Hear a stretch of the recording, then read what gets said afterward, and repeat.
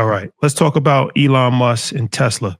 Tesla stock is on a rampage. Elon Musk, as a result, became the first person to reach $600 billion net worth on paper. So Tesla's at $475, close to 52-week high. Yeah, close to it. It's rallied. It's rallied. It was down to 214, 52-week low, $214. 52-week high is $488. Right now it's at $475. So Tesla was up $16 today. To the Tesla mafia out there, what does this mean? How far can it go? Are we going to see a pullback soon? Are you still encouraged about the stock? Absolutely. Once again, I hate to keep bragging about this point. Well, first point, go back for the last 10 years and see what month has the most drops and most opportunities for Tesla. Secondly, that April run, Tesla's remained in stock club. I said that they would get back to this close to this all-time high. I think next year they should probably be in the 569.84 range. It's one of the few tech stocks that are still beloved, even though Elon is polarizing. He is the driver of the inventory there and driver of the stock price. And with him being more focused after him and Trump went through their kerfuffle and breakup, it's not a stock or person that you really want to bet against. Do I like all of his political leanings and all of his talking points? No, but you have to give him credit that he has gotten back focused, seems more health inspired. I'll say that. And is doing what he needs to do for the company to be able to thrive. It's another great lesson in not selling off on your positions just on a 2 or 3 month dip in what is happening in the macro or micro environment. I think Tesla is, of course, here to stay. We can talk about SpaceX later if we want to, and when he'll leave Tesla to run that ship, no pun intended. But no one should be surprised that Tesla recovered this well after he left DC. Yeah, I think it's part of the story. I think the SpaceX piece is part of it when we're talking about momentum. Like, they usually say momentum trades. This is like a momentum CEO, and the momentum is moving in his favor right now. And when you got the board approval, which happened last month, obviously the SpaceX valuation has shot up, all pun intended, anywhere between 1.5 trillion at the highest I saw, with 800 million being the lowest, which is incredible for a company. It'll be the largest IPO in history. And then you had news of the driverless robotaxi that is now in Austin and how well it was received. So you can see, again, this is not an EV situation. This is purely a tech play here. When we talk about robotics, when we talk about autonomous driving, 2026 is going to be a big year for Tesla. We've been pushing this back. It was supposed to happen in June, and we were supposed to see these taxis hit the road. Then it was the fall. And now 2026 looks like the year that is actually going to happen. The first test went out, like I said. They've moved the factories to Texas to ramp up the inventory on it. The rally is pulled back a little bit here after hours, but it's strong signals around the momentum around Elon Musk specifically, and then subsidiary, obviously his companies have benefited from it as well. Will it pull back? Stock pulls back every month. If so, I'll tell you guys the price to get in. But if it gets anywhere in like that 369 range, I like it as an entry point if you don't have one already, but hold for the long term. And can we be Putin is worth more? Well, that's why I said publicly. Okay. So talking about a stock pullback, let's talk about Oracle. We talked about it a little bit last week, but Oracle still, fighting its way out of its pullback. Is now the time to buy Oracle? I don't think so. Stock Club, put in chat if I can put in one of the prices. I think you definitely need to wait till at least 160 before you are willing to pull the trigger. If you look at the Fibonacci, from the all-time high over the last 5 years is underneath that 50% mark, which is 202.73. That's usually not a good sign, but there is a place where it's sitting where there is some signs. Troy, I don't know if you want to cue it up, but there is a place that I do like to start to look to buy an asset. One thing I will say, though, we have to stop looking for companies to give NVIDIA-like returns that are not NVIDIA, because even NVIDIA aren't going to be able to give those returns that they've had since 2021. It's a different market. It's a different climate. The truth about the economy is coming out a lot faster. People are starting to brace for a recession, and risk is off for most hedge funds. So if you like it, you have to like it at the right price. But if it's really at its fair value price for where it should be, but I would definitely wait for like that 160 area to start to acquire equities in this company.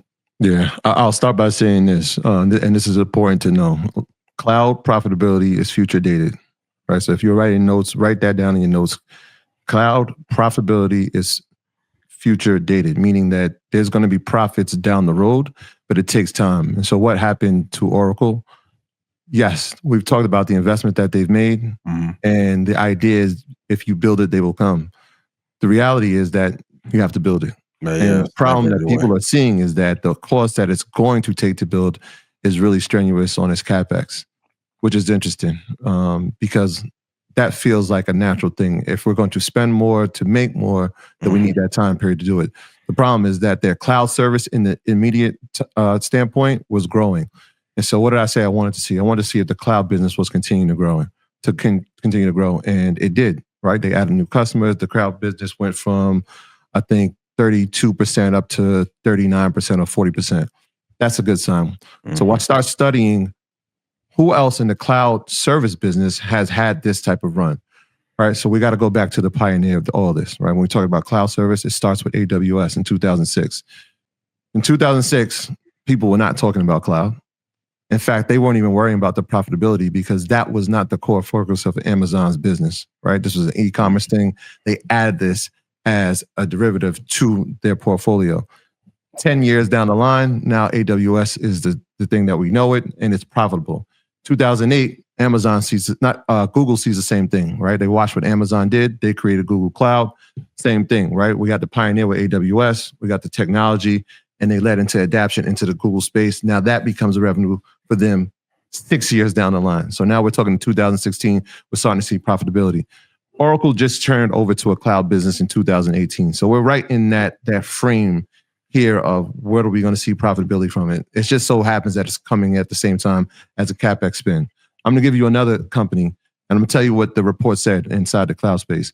This company, the cloud business was growing fast, but it wasn't yet dominant. We already know that Oracle is number 4 in the space, right? We talked about the other 3.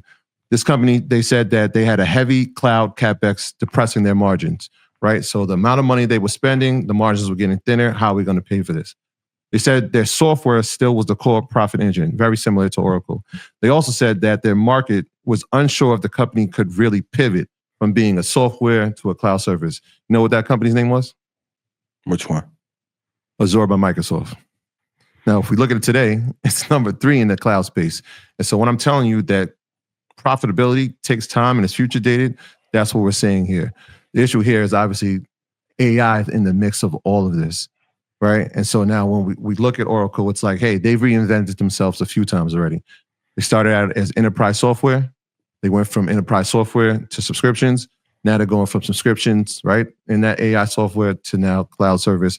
And obviously everything comes in AI. It's going to take time. Are they at the prime place? Well, there's this guy I listen to every Monday. His name is Ian Dunlap.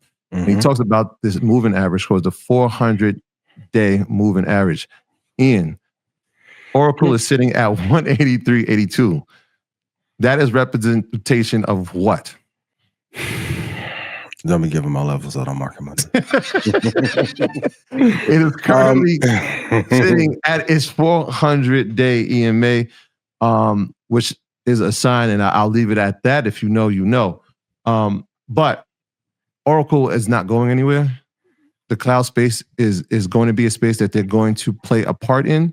Obviously, they're number 4. in the United States, 5 globally. But I think what's happened is now you're starting to see the sentiment change. The same way we talked about the positive sentiment when we were talking about Tesla and Elon Musk, you're seeing negative sentiment around Oracle. You're seeing credit default swaps. I mean, the credit default swaps, which is crazy, have spiked through the roof, meaning people are saying, look, we're going to bet that if they can't pay it, right, we need to make money off of it. We're betting on them not being betting on the downside. They're betting on them not being able to pay this off. I think that's interesting, and people are making money off that in the short term. I think Oracle will be here to stay. You're talking about the third or fourth wealthiest person in the world when we're talking about Larry Ellison. Obviously, he has government backing on his side. This will turn around, but it's an interesting point right now that it's at. Can I play devil's advocate real quick? Would people be so pro Oracle if he didn't have Trump in his back pocket? Because prior to him getting in, most people weren't not looking at Larry in the way that he should be revered, but the stock was not a tech darling.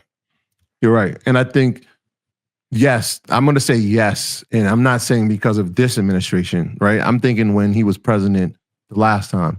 So when he was 45, the tea leaves were there, right? When we're talking about who's getting cloud contracts from the government, who's making the TikTok fiasco, who's going to be the cloud server for them, that's worked in his favor. Obviously, now when we're talking about OpenAI and Stargate, that's worked in his favor. So is he a huge donor of that campaign? 1,000%. Have we seen a clear pattern of how he makes sure that the people that are closest to him and take care of him are being taken care of? 100%. My final thought is you got to be careful when a company is a steady gainer becomes, like, I think one day they went up $89. Something like, when a tech stock has too much of a breakout, a lot of people are going to play their reversion to the mean, and also just keep your eyes on how close him and Trump are, because there's only a certain amount of deal flow that is going to go through him, his son, and his partners. I think Wall Street may know something that is going on, but I think the fair price, like you said, is sitting under 400. They kind of drove the price back down to the mean, which tells me there's something else going on with him and the administration that's not been talked about yet. Right. And then obviously the OpenAI deal. That's part of it. That $300 billion investment that OpenAI said that they're going to use with Oracle. Yeah. They've added more customer acquisitions. NVIDIA was part of the earnings call as well this past week. So Oracle's going to be here. I think it's going to be here. All right. Well, we'll see. Shawty, what you think? I saw you making faces. What's up? I mean, from a political situation, I mean, you got to like it. But you brought up a good point as far as nobody was talking about Oracle for a long time before that. But, you know, from a purely, and that's important to have friends in high places. And, you know, Trump is somebody that definitely can move the needle.